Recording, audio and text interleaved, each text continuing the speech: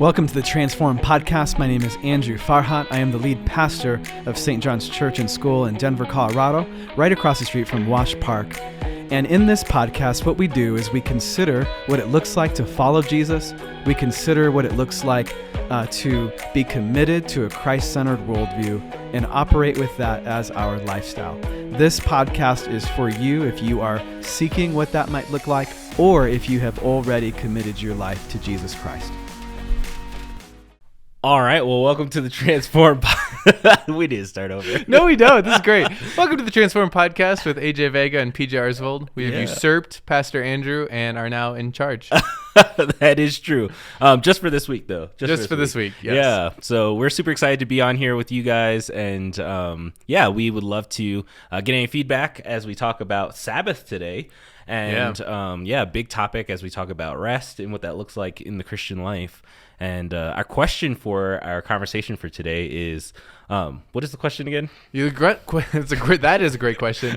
The question for today is, what makes a good Sabbath? What makes a good Sabbath? Yeah, so maybe, AJ, I'll start by asking you just to back up and say, what is Sabbath in the first place? Yeah, so Sabbath is definitely something that was established by God, right, in the very beginning, the fabric of creation, when it was formed, when God spoke creation into life. And I think what's really cool is that, in 6 days, God created everything by the word of his mouth, right? And on the seventh day, it says he rested from all the work that he did. And later on, as we get into the narrative of the Exodus with the Israelites, God makes a command to his people, and he says, you shall rest on the seventh day, and you should call it holy. And I think that's really cool, and it's a reflection for us as Christians, as fellow believers, to be able to rest once a week as a regular rhythm, for us to be able to just acknowledge that it is God who does all of the work, not us. So. Yeah. I really like that. And Sabbath really just means to cease, to stop, to rest, like you said. And what you highlighted there is important, that God commanded it. Like, it was not just like, hey, if you get a chance, or hey, take a break. It's like, I want you to stop. Right. Like, it's part of God's desire for his people is to take a break. And I know you joked, you said once a day, but in some ways we rest at night, and then once a week we rest. And then, for the people of Israel, they were also commanded once every 7 years to let their fields rest. There really is this idea that everything is supposed to have a break, a reset, a rest from what it's doing. Right. And so that's something God not only is willing to offer, but actually wants of us. Yeah. I like how you say he's willing to offer. It's a gift for us to be able to take a break, because we weren't created and designed to work 24/7, like nonstop, which is why like sleep is so important. Yeah. And I've heard that like scientists, and I don't know if this is like actually true, but like they haven't determined like a reason like specifically why humans sleep. Like they know it's like helpful for you to like re-energize and to get your energy back, and metabolism and all of that, but like they still haven't determined like the underlying reason of like why your body like desperately needs like sleep and rest. And I think it's from the very fabric of God creating us to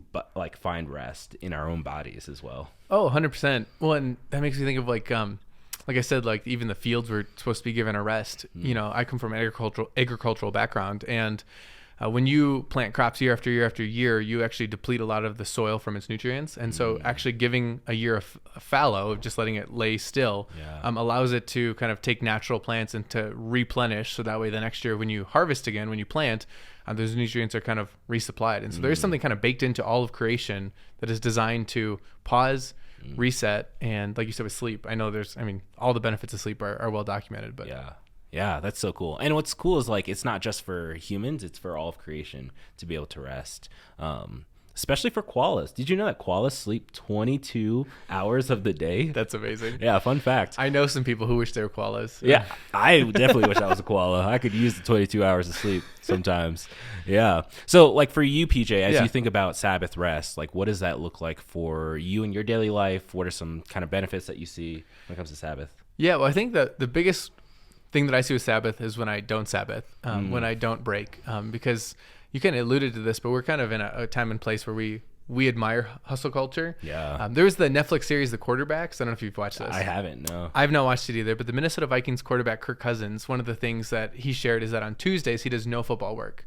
Wow. And he got blasted by some people for it. And Sure. again, like that's one of the things. Like if you want to be the very best at the NFL, like do you have to work every single day? Like maybe, Right. he's decided for his life, he's better for taking that day to spend with family, to do other things, to not think about his work. Yeah. And we value those who never stop. They never stop grinding. They have all these side hustles and side gigs and stuff. And so I've found that when I'm kind of in that nonstop go mode, I am a worse person to be around. I'm a worse father. I'm a worse husband. I'm a worse friend. I'm exhausted. My mind is focused on just what I need to get done. And I cease to just stop and enjoy life, stop to enjoy the gifts that God has put in front of me. And so for me, Sabbath is incredibly crucial, just to pause and to say, wow, God has created this world. He has blessed me by putting me in it. He's given me all these good things around it. And he's invited me just to enjoy that for a little bit and not act like the world depends upon me, because it doesn't. If I die tomorrow, the world's going to go on. There'd be people who would be sad, but God's still going to be with them. He's still going to control this world. And so it's a blessing to be a part of it. And so I get to just pause. Yeah. But how about you? When you think of your Sabbath, what have you found helpful? Or Yeah. So one of the things I think was really helpful for me, and this is a resource that we can link into the podcast, is a book by John Mark Comer. It's called The Ruthless Elimination of Hurry. And it was transformative for me when I read it probably about a year and a half ago.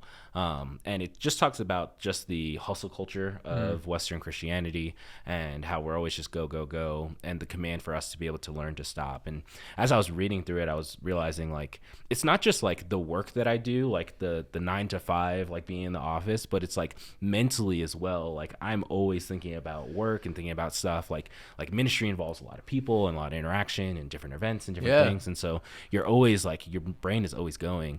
And for me, it was like this moment where I was like, I need to just stop and rest. And even just like outside of mentally, like even on my phone, like continuously staying connected to the rest of the world. Like there was just this huge conviction for me that I just needed to just pause from everything and just be in relationship with God. And so about a year and a half ago, my wife and I read the book and I was like, Chrissy, we need to have a conversation about this, about resting. And she was like, great, I'm all in. And I'm like, really?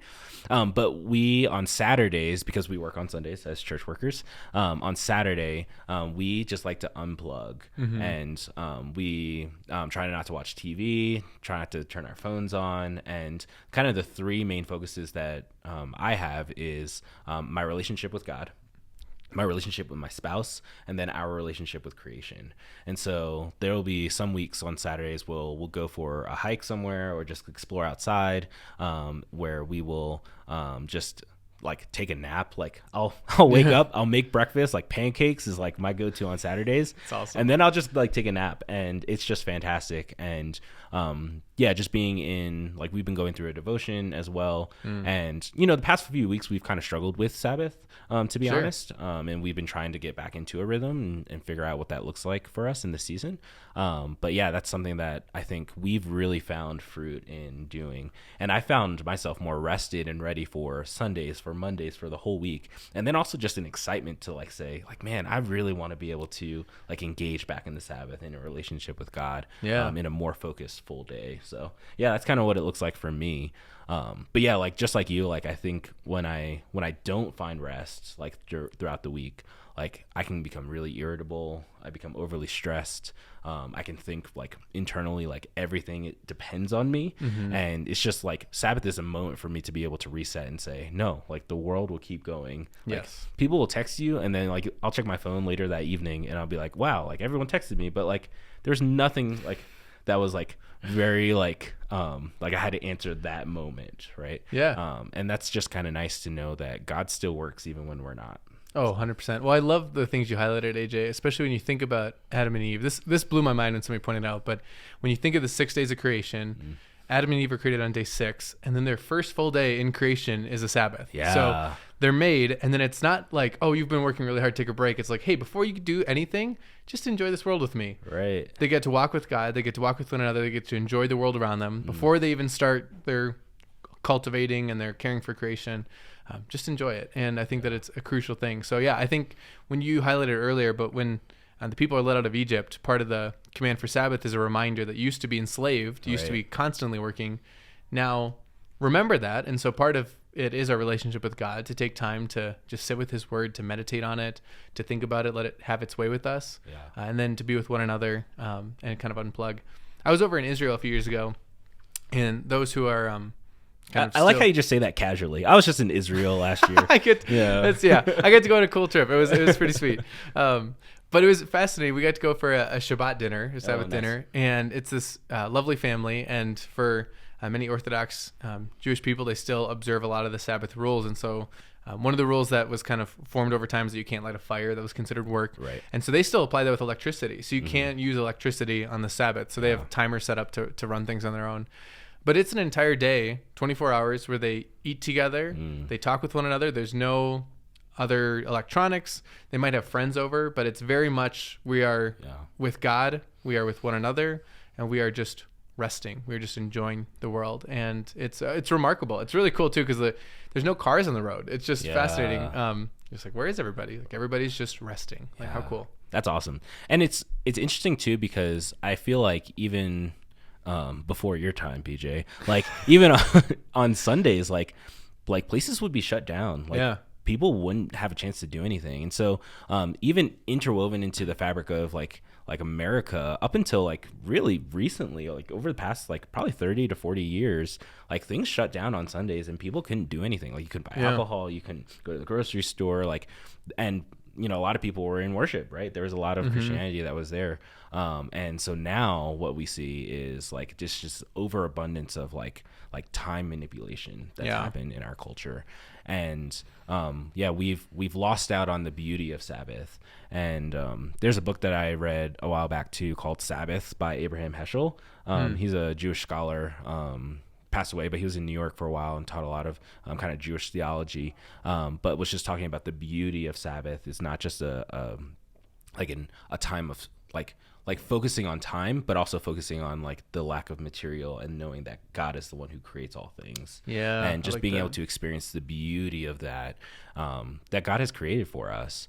And just like you said, I think, you know, as we talk about the Exodus and talk about the Israelites, they had the commandments twice because someone dropped a tablet. Anyways, but God, when he first says you should rest on the Sabbath day and make it holy and to remember it, it goes back to as a remembrance of creation. And that's what Christian faith is all about, is remembering what God has done for us in the past as a reminder and a projection for us into the future. And I love what it says in Hebrews. It's like we're getting to a point where we will enter into a Sabbath rest when Jesus returns to make all things new. And so like, you know, our Christian faith is built on a hope that we will actually find rest in God. And what I love about that too is not just about like we're just stopping from work, right? That word Sabbath, Shabbat, means literally to stop, to cease. But there's also a second word as well, which is the word nuach, right? Which means to settle into creation, which is based off of the name that is given to Noah.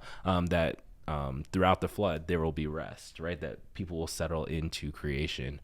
And that's what's really cool too, is that not only do we just get to stop from the work that God has given to us, but we actually get to settle into what God has already created and made as a remembrance of what God has done and a future hope for what we look forward to as well. Yeah, I think that's a really fantastic point. And I love what you highlighted there. Dr. Jeffrey Gibbs at Concordia Seminary talks about how he'll do this with everybody. He'll ask like, when is the Sabbath? And some people are like, oh, it's Saturday. And it's like, well, technically it's Friday sundown to Saturday sundown. And he says, no, the Sabbath is now Jesus Christ. Like ultimately that is the rest. You know, he who says, all who are weary, come and I will give you rest. Yeah. That he is the truest sense of what Sabbath means now, which is again is why we're not legalistic on everybody from this time to this time, shut down everything. You know, Jesus got into a lot of trouble because he was willing to help people on a Sabbath. Yeah. And the leaders of the day were like, wait, that's not right. And he says, no. Sabbath is meant for man, not man for Sabbath. Right. We're not slaves to it, but it's a gift. It's meant to bless us. And ultimately now that blessing is in Jesus Christ, who our souls find their rest. I love a lot of the old prayers. We'll talk about, they'll quote the road to Emmaus when two people are walking with Jesus and they don't know it's Jesus and he's going to keep going. And they say, Lord, spend the evening with us for the day is far spent. Abide with us. And a lot of the kind of old church prayers will include that language in the evening. Lord, abide with me, for it is toward evening and the day is far spent. You know, just give me rest. Let me hand everything over to you so my body can just sleep in peace. And it's a beautiful picture that in Jesus Christ, he has it all, and we can just enjoy that and not have to work ourselves to death constantly. Yeah, that's beautifully said. Yeah. So like, what does that look like for somebody who, has 4 kids, is working 9 to 5, trying to figure out, kids have sports practices happening all throughout. What are some kind of easy steps that could be just available for people who are listening right now? Yeah. Yeah, I think what you bring up, AJ, is a great point, that this is not a one size fits all for everybody. I realize there are people out there who, to make a living, have to work 2 jobs, and they're working evenings, and so everyone's gonna have a different situation. And so part of it is seeing what God has given you, the responsibilities, where you can find rest.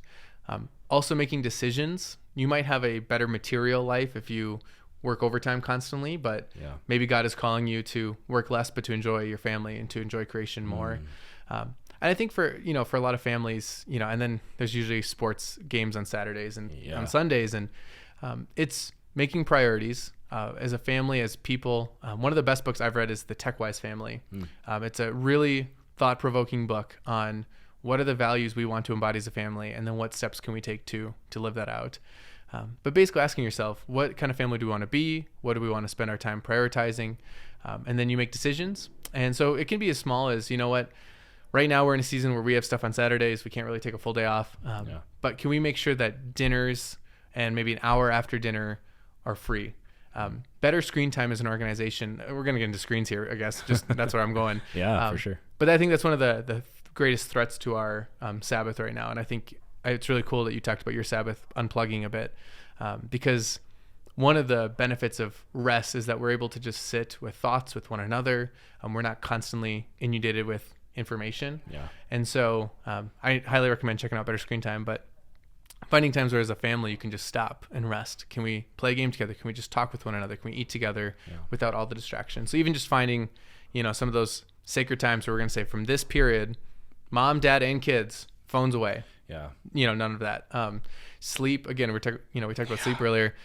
Like, no phone in the bedroom, especially for kids, because it's so easy to stay, just kind of get glued in it. And all of a sudden you're awake at 3 a.m. and you're tired, and that's not how God wants us to live. So I think just finding those small steps. Are there little pockets we can start by just protecting? We want this to be a time of rest, a time of togetherness, even a time with other people outside of our family, but that we're not constantly running, constantly working. How about you? What recommendations would you give? Especially for people who don't have the capacity to be able to do like a 24-hour Sabbath rest, which I would really highly recommend. I mean, I don't even do like a full 24 hours. It's really like probably closer to like maybe 16 to 18. Sure. But I would definitely recommend like figuring out what your non-negotiables are. Like, I think kind of like what you said, like, okay, during dinner time, like, we're gonna not have our phones.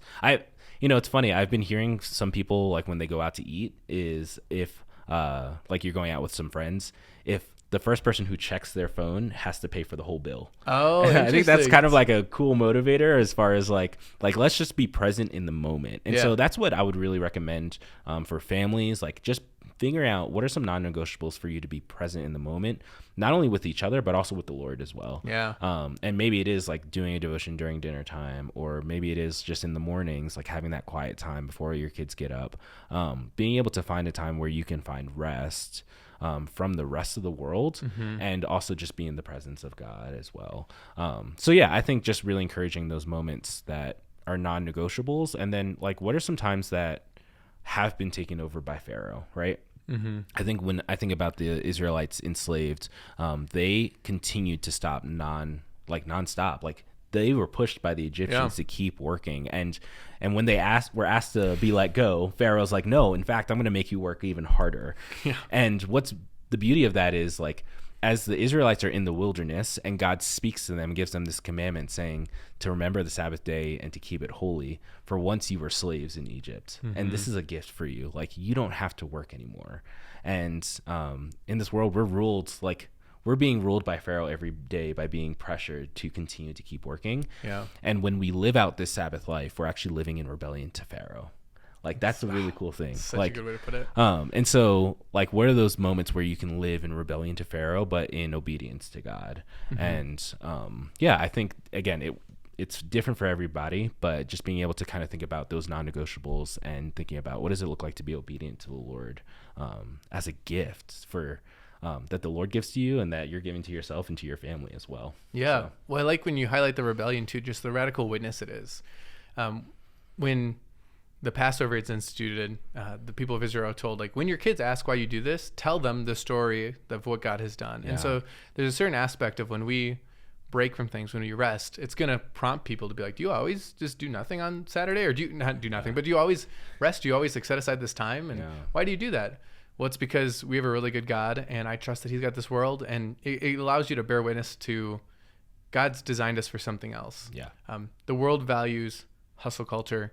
God values us trusting him, doing our part when it's time, and then resting in his promises and handing it over to him. Yeah. And it's a really big testament to the idea that I believe God's got this world. It's going to be okay. Yeah. It's a hopeful word. I am so hopeful in this world that I can step aside and just enjoy the creation and not freak out that everything's going to implode. Right. And that's a hopeful word that the world desperately needs. Yeah, it's a great testament to seeing like what it's like to be a Christian is to not worry about like what happens 24/7. Yeah. What a great witness.